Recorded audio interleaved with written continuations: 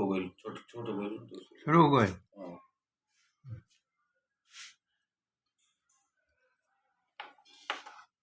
Doctor Rajendra Prasad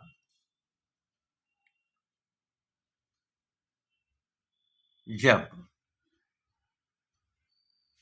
संविधान सभा के अध्यक्ष थे और उसके बाद भारत के राष्ट्रपति थे, महाकवि रामधारी सिंह दिनकर ने एक उनके स्वागत के कार्यक्रम में यह कहा था कि सिहरी बिहार की भूमि बचा ले रे कोई। तो उस पर जवाब मिला कि लो मेरा राजेंद्र गर्व से बोल उठी जीरा दे।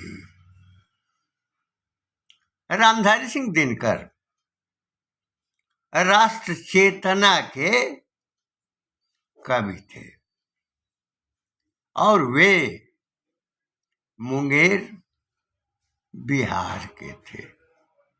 बिहार का गौरव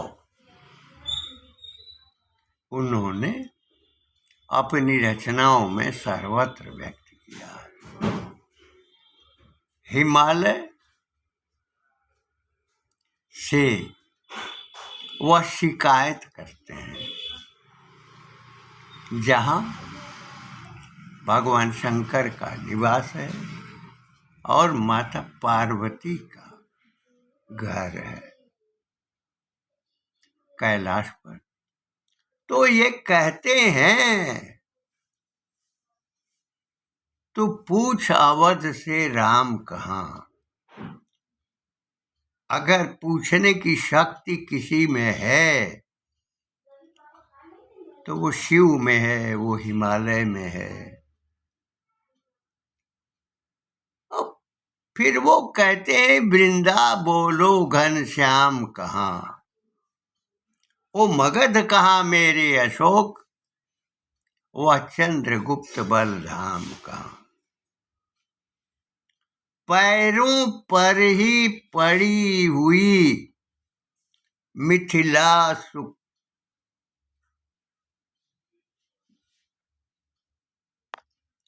पैरों पर ही पड़ी हुई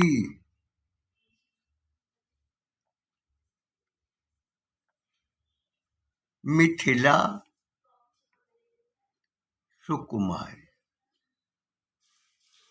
तू पूछ कहाँ उसने खोई अपनी अनंत निधियां सारी। अरे कपिल वस्तु कहा बुद्ध देव के वे मंगल उपदेश कहाँ, तिब्बत ईरान जापान चीन तक गए हुए संदेश कहाँ। डॉक्टर राजेंद्र प्रसाद का बिहार जातीय कुंठा में पूरी तरह से भर गया। रामधारी सिंह दिनकर जी ने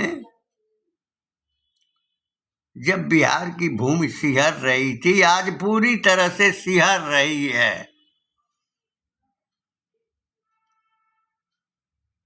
कंपन है, कांप रही है और जातीयता का उन्माद पैदा करने वाले जो लोग हैं वह निसंदेह बिहार की मर्यादा, बिहार का इतिहास, बिहार का वैभव उसको बर्बाद कर चुके हैं। जिस बिहार ने नालंदा विश्वविद्यालय दिया, जिस बिहार ने जगदम्बा सीता को जन्म दिया, जिस बिहार में चंद्रगुप्त मौर्य ने सिकंदर तक को बाहर जाने का रास्ता बताया, जहां महर्षि चाणक्य थे, लेकिन वह बिहार पूरी तरह से जल रहा है। यूट्यूब पर बड़ी बहस होती है। डॉक्टर राम मनोहर लोहिया का जो समाजवादी बोध था, जिसकी आधार भूमि पर बिहार में सत्ता पर 1990 से जो लोग आसीन हुए, उन्होंने बिहार को बर्बादी की दिशा प्रदान की। हमको याद है, यद्यपि मैं सीवान जिले के सीमा के अंतर्गत देवरिया जनपद में निवास करता हूँ, उसका निवासी हूँ, और सारे संबंध बिहार में ही, बिहार का रक्त है। बिहार के लिए वेदना स्वाभाविक है। बिहार पर पूरी चर्चा चल रही है। लालू यादव बिहार के मुख्यमंत्री थे, चरवाहा विश्वविद्यालय की उन्होंने स्थापना की थी, बड़ी अच्छी योजना थी, लेकिन जिनके पास लोग थे, उनके भीतर शोषण का भाव था। 6 बजे रात के बाद सड़क पर चलना बड़ा कठिन था। हमारे गांव के बगल में जैतपुरा गांव है, वहां भी ऐसी परंपरा चल पड़ी थी कि दिन दहाड़े हत्याएं होती थी और अनेक लोग हत्याओं के शिकार हुए।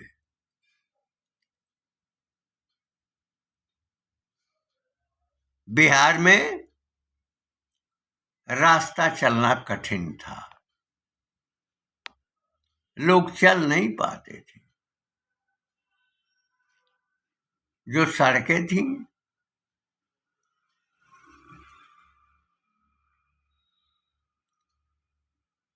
वे सड़कें वीरान रहती थी। लालू जी का शासन था, राबड़ी जी का शासन था, और उनका प्रभाव भी था। उनकी जो भाषण शैली थी, उस समय परिहास भी था। लेकिन बिहार में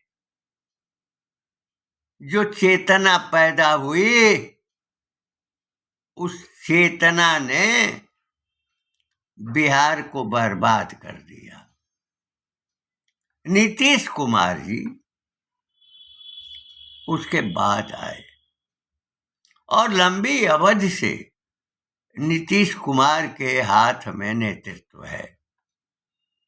रोज ही मैं देखता हूं कि नीतीश कुमार जी मनोरोगी हो गए हैं, बीमार हो गए हैं, और कौन मुख्यमंत्री होगा।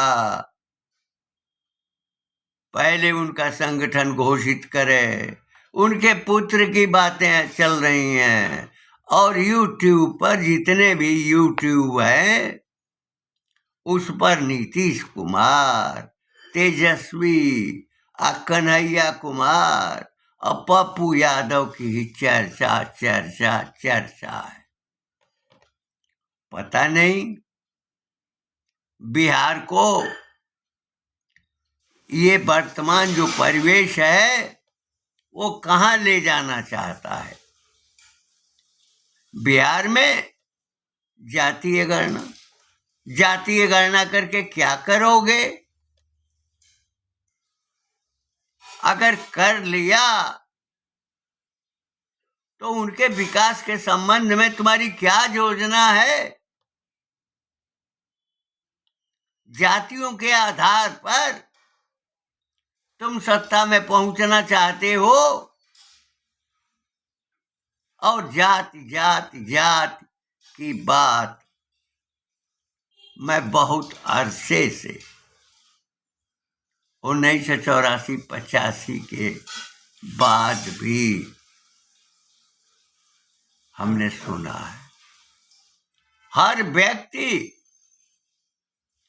लगभग जाति की चर्चा करता है कि वह बड़ा अच्छा है, जो दूसरी जाति का है वह किसी और के बहुत ही वह अगर दबंग है, हत्या करता है, शोषण करता है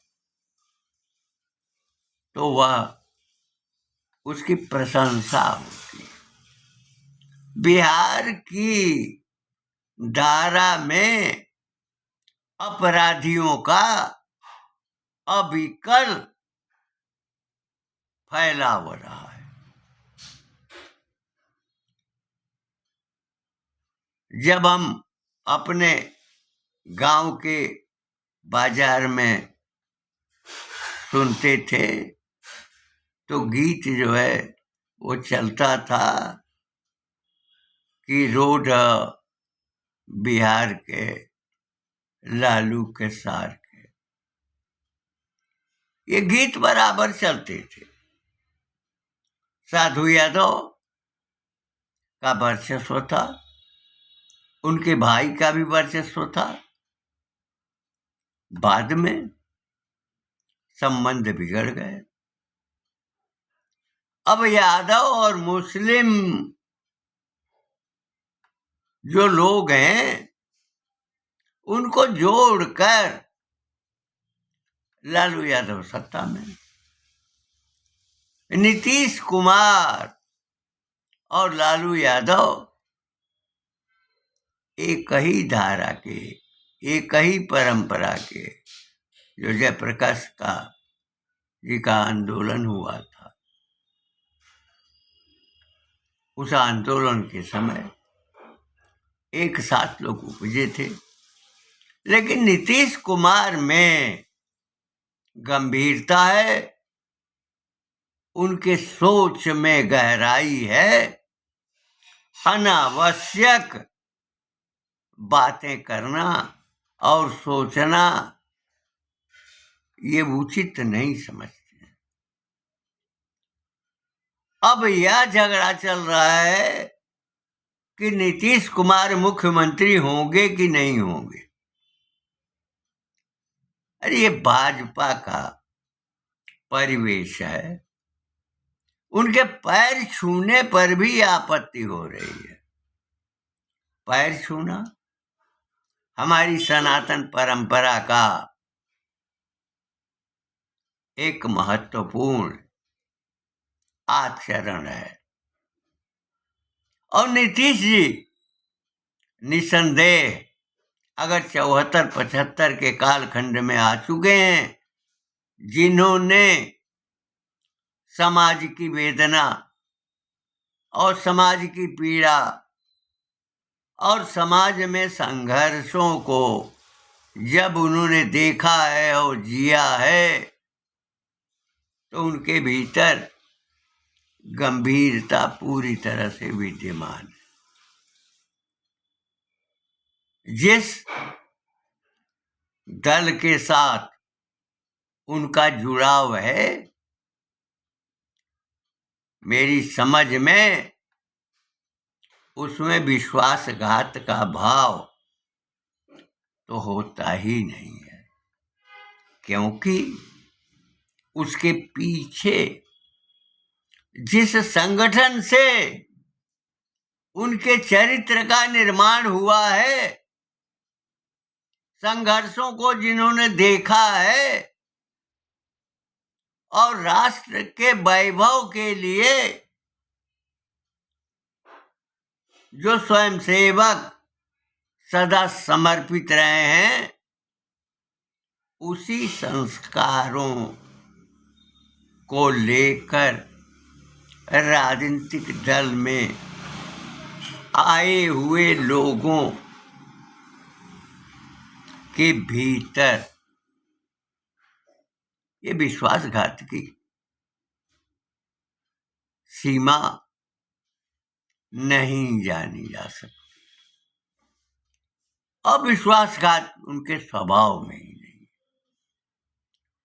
राष्ट्र को संगठित करने के लिए जो समाज है, सनातन समाज है, उसको जोड़ने का संकल्प 1925 से ही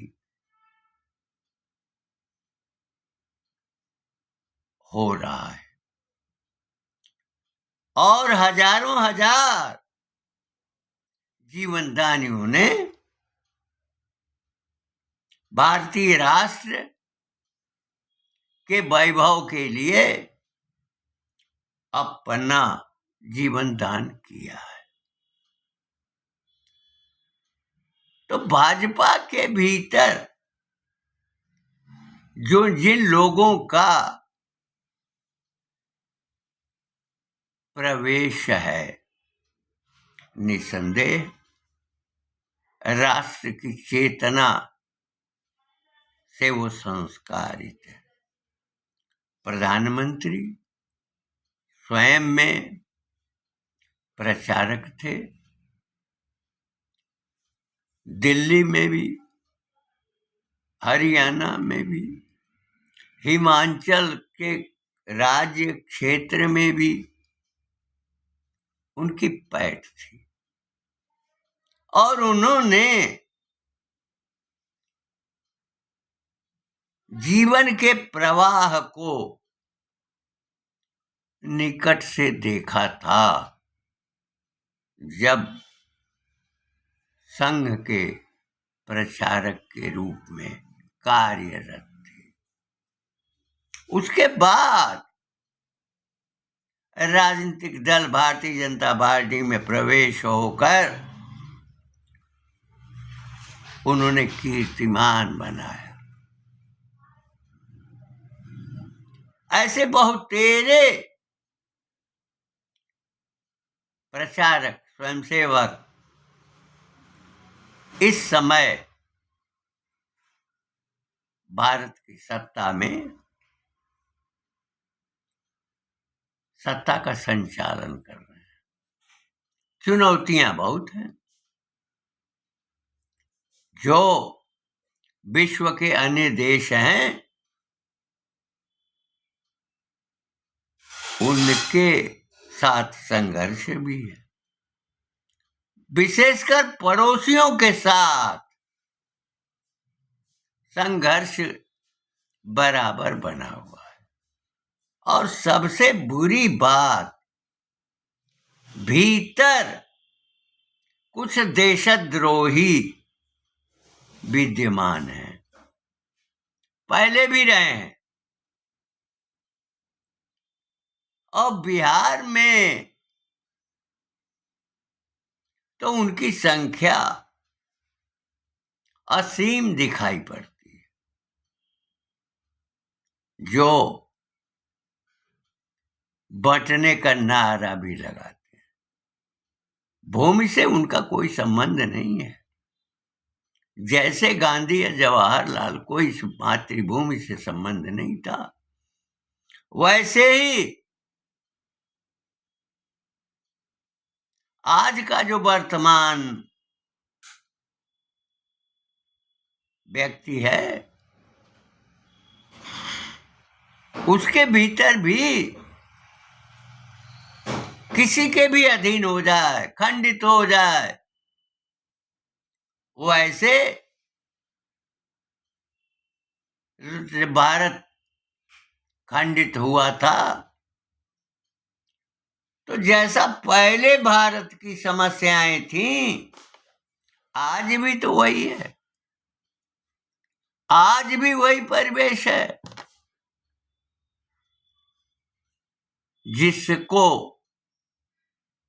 1947 के बाद नेतृत्व करने वाले ने किया था।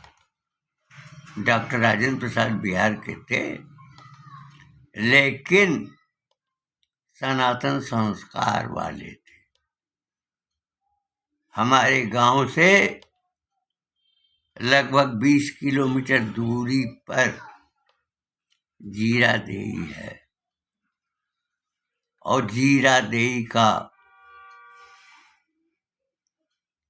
दर्शन भी हमने किया है, और वहीं से अपने संबंधों में जाने का बराबर अवसर मिला है। तो डॉक्टर राजेंद्र प्रसाद का बिहार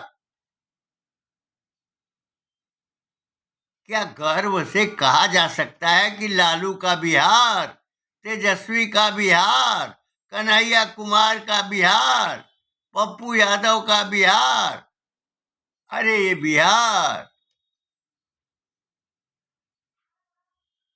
को बर्बाद करने वाले लोग हैं जो जाति पूछते हैं, जाति की गणना कराते हैं।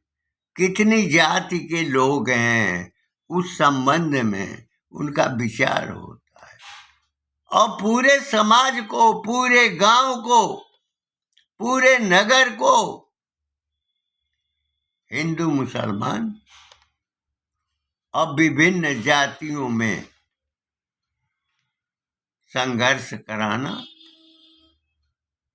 और किसी प्रकार मत को जुटाना, ये राम मनोहर लोहिया के समाजवादी विचार के लोग नहीं हैं, और न भारतीय परंपरा, सनातन संस्कृति और डॉक्टर राजेंद्र प्रसाद जी के ज्ञान को, व्यवहार को, कर्म को का अनुकरण करने वाले लोग। चिंता नीतीश कब पलटी मारेंगे, कब बदलेंगे? जब भी आदमी अवस्था विशेष में होता है, उसमें चिंतन की गहराई होती है, समाज के उपकार और समाज को संगठित करने और उनकी समस्याओं के निराकरण का विचार होता है। निसंदेह नीतीश कुमार अपनी साधना और अपने शक्ति संचय से एक बहुत बड़ी सीमा तक उसका नेतृत्व कर चुके हैं। आगे भी अगर जीवन पर्यंत उनके भीतर भावना होगी तो निसंदेह वो आगे भी नेतृत्व करेंगे, या नेतृत्व करने के लिए भारत सरकार के पास बहुत सारे विभाग हैं, बहुत सारे पद हैं जहां पर उनकी उपस्थिति होगी, और संभवतः वह स्वेच्छया अगर मुख्यमंत्री न बनना चाहें, ऐसी स्थिति में वो कहीं अन्यत्र भी स्थापित हो सकते हैं, क्योंकि भाजपा की धारा में जो भी निर्णय होता है, बहुत वरिष्ठतम लोग स्वयं त्याग कर गए हैं। और त्याग करते हैं। पद पर बने रहने की कोई भावना या कल्पना नहीं रह जाती है। बहुत सारे प्रदेशों में सत्ता संचालन के लिए परिवर्तन किया गया है, लेकिन जिनके हाथ में सत्ता रही उन प्रदेशों की, वे हमेशा वर्तमान सत्ता संचालक को परामर्श और उसमें वो सहभागिता भी करते हैं। जिसके भीतर राष्ट्र चेतना है, राष्ट्र का भाव है, समाज को जोड़ने की क्षमता है, वह अपने वैयक्तिक आचरण से भारत के स्वरूप को बचाने का काम करेगा। गुलामी का काल, जिसमें शिक्षा व्यवस्था,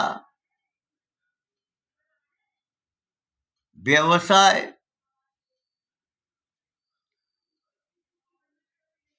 परिवार को संगठित रहने की स्थिति, उन सब को खंडित करने का प्रयास 1947 के बाद, 1952 के बाद जातीयता के क्रम में सभी लोग बने रहे, चाहे वो कांग्रेस हो, चाहे वो समाजवादी विचारधारा के लोग हो, चाहे वो कम्युनिस्ट विचार के लोग हो। गांव में, नगर में प्रत्याशी वही खड़ा किए जाते थे। 52 जहाँ जाति की बहुलता रहेगी। यह बीज कांग्रेस में विशेषकर जवाहरलाल नेहरू के नेतृत्व में 1952 में ही पैदा हुआ और उसी की देखा देखी समाजवादी पार्टियां भी करने लगी। कम्युनिस्टों के भीतर भी यही बोध हुआ। हमने तो स्वयं 57 और 62 का भाषण सुना है जो बाजारों में लोग देते थे। पूर्णतया उनमें जाति का भाव था, लेकिन जाति की जितनी जकड़ और अभिव्यक्ति बिहार में दिखाई पड़ी, वो 1990 के कालखंड के बाद बिहार जातीय भाव से पूरा जकड़ सा गया। विकास नाम की संकल्पना तो की नहीं जा सकती। संबंधों के लिए जब बिहार के लोग देवरिया, गोरखपुर क्षेत्र या बलिया में या काशी में, चंदौली में लोग आते थे, उससे यह बोध होता था कि प्रत्येक व्यक्ति जाति में विश्वास करता है और जाति के समर्थन की बात करता है। जातियां बनी थी अंग्रेजों के द्वारा, नामकरण किया गया था। जो कार्य वो करते थे, उस कार्य के करने के कारण ही उनकी जाति अंकित कर ली गई। जो मिट्टी का बर्तन बनाते थे वो कुंभकार हो गए, जो दूध और दही से समाज का पालन करते थे वो अहीर हो गए। और बाद में जब गीता का अध्ययन हुआ और अर्जुन का वह संकेत कि हे कृष्ण, हे यादव, हे सखेती, तो यादव उपनाम लोग जोड़ने लगे। लेकिन जो मूल धरोहर है, वह मूल धर्म, मूल जो कर्म है, वह विलुप्त सा हुआ। बिहार में यह धारणा लंबे अरसे से जब भी वार्ता होती थी और आज होती है, तो वहां जाति की बात होती है। यूट्यूब पर नीतीश कुमार पलटी मारेंगे, कोई कहता है पलटी नहीं मारेंगे। कुछ लोग मनोविकार के अंतर्गत उनको समझते हैं कि मानसिक स्थिति उनकी खराब हो गई है, यानी कुछ न कुछ लोगों के नीतीश जी के संबंध में वो चर्चा करते हैं। व्यक्ति की इच्छा है वह कहीं जा सकता है, किसी के भीतर वह प्रवेश कर सकता है, किसी के मन पर वह राज कर सकता है। जिनके भीतर नीतीश कुमार के प्रति निष्ठा है, आस्था है, उनको कोई रोक नहीं सकता। लेकिन जातियों में बिहार को एक लंबे अरसे तक जातिवाद चलाना और उसकी गणना करवाना शासकीय स्तर पर, पता नहीं इनको क्या मिल गया, उससे क्या लाभ हुआ। हिसाब बनाने की योजना कि अमुक जाति के इतने वोट, अमुक जाति के इतने वोट, अमुक जाति के इतने वोट, अगर ये मिल जाएंगे तो हम विधायक हो जाएंगे, सांसद हो जाएंगे। अरे विधायक होकर जातियों की समस्याओं का निराकरण क्या तुम कर पाओगे? तुमने तो लूटा है बिहार को। और दिनकर जी का यह कथन कि सिहरी बिहार की भूमि, अरे बिहार की भूमि तो सिहर रही है, कंपन है। बिहार की जो चेतना है तुमने नष्ट कर दिया है। बिहार का जो वैभव है, जो रहा है, जिसको रामधारी सिंह दिनकर जी ने व्यक्त किया है, जिन भावों और विचारों को, उसका वैभव वर्तमान माने ये 20-25 सालों की, 30 सालों के शासन ने, 40 वर्षों के शासन ने बिहार को जातीयता की आग में डालकर और लोगों का शोषण किया। बिहार में विकास की जो स्थिति होनी चाहिए थी वो होने नहीं दिया गया। और ये कर्म करने वाले लोग, विशेषकर जो 35-40 वर्षों की सत्ता में आसीन रहे, उन्होंने बिहार को भी विरूपित किया। जगदम्बा सीता मिथिला की थी, जिनका गुण का गौरव गान पूरा भारत करता है। उनका त्याग, जो लिच्छवियों का शासन था,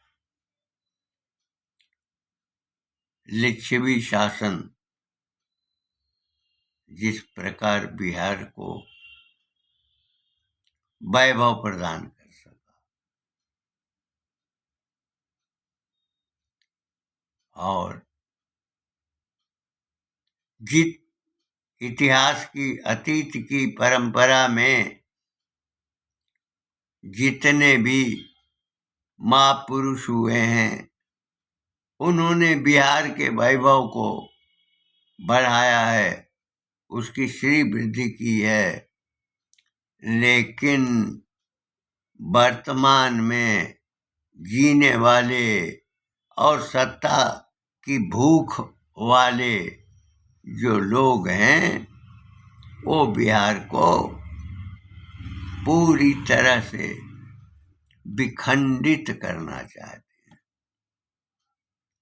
और यही कारण है कि लोगों के भीतर सम्मिलन का भाव नहीं है, बोध नहीं है। जातियों में टकराव कराना इन लोगों का लक्ष्य है।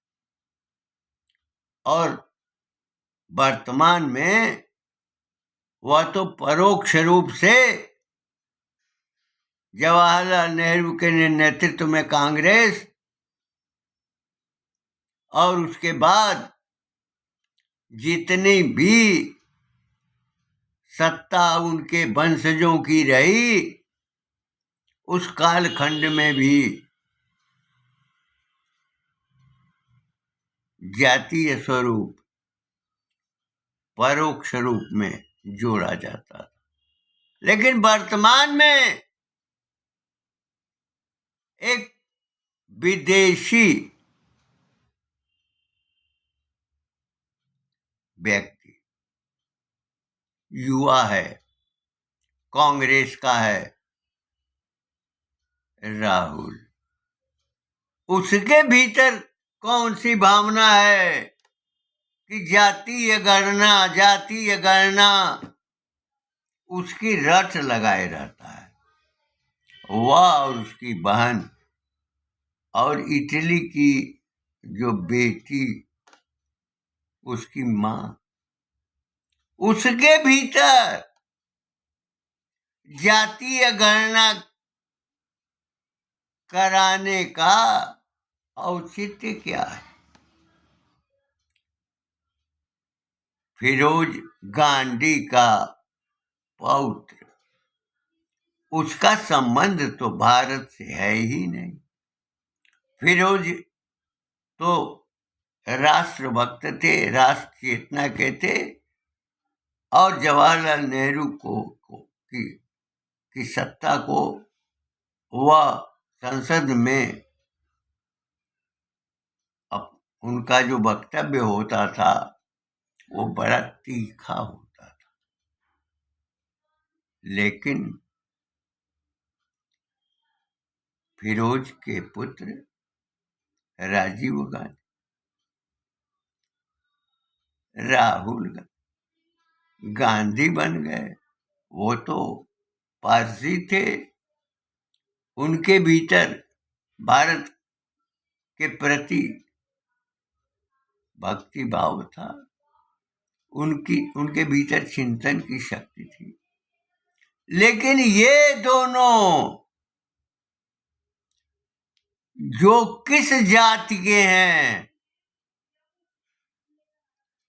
किस जाति के वर्ग में आते हैं,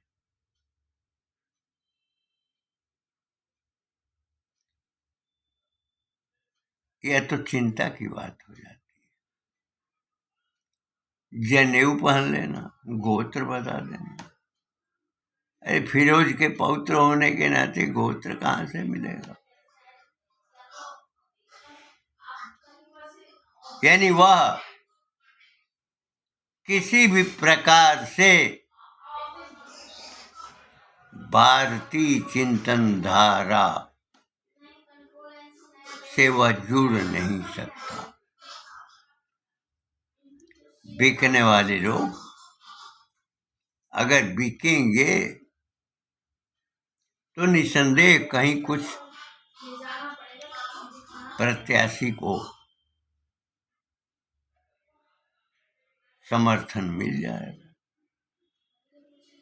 उनके पास अपार संपदा है मतों को खरीदने की। लेकिन जातीय भावना उनके भीतर भी है। अरे इटली को देखो, क्या वहां पर जातीय रूप है?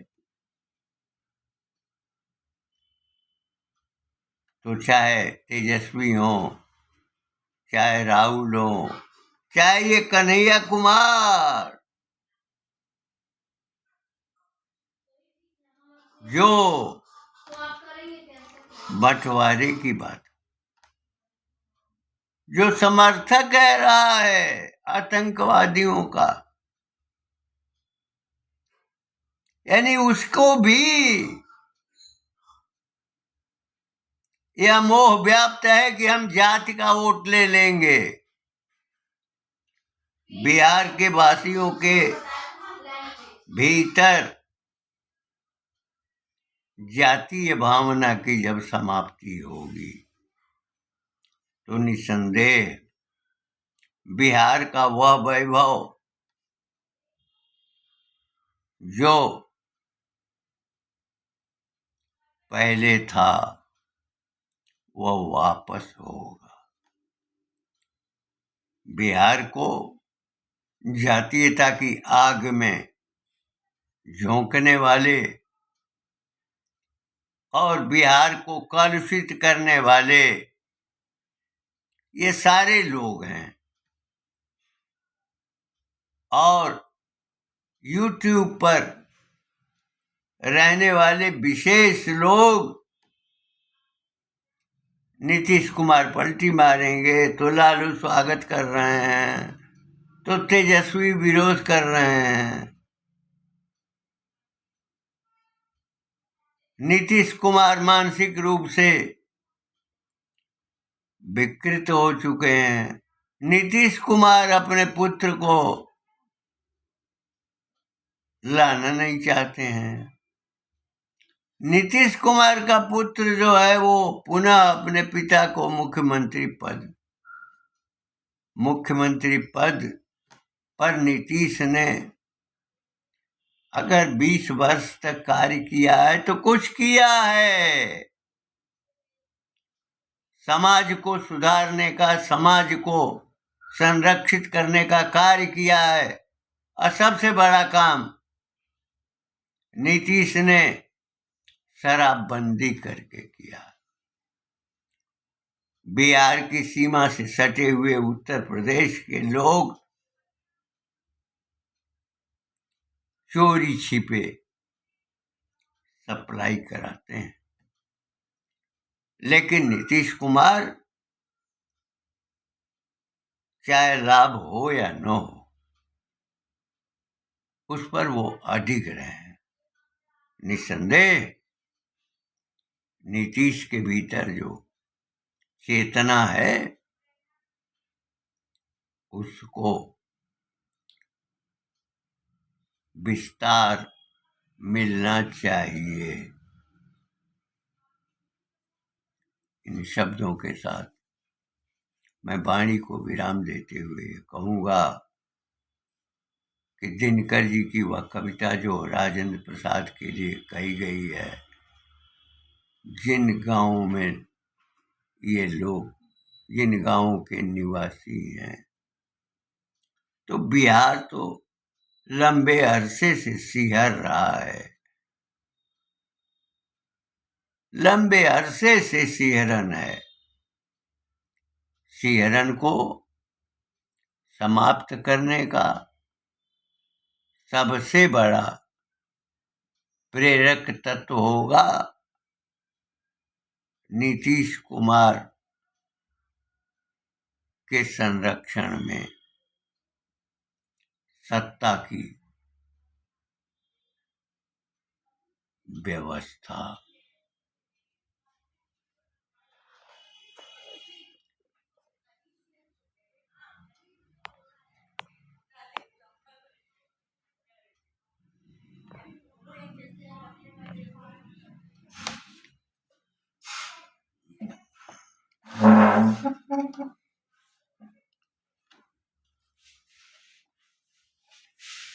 Attention, attention, attention, attention.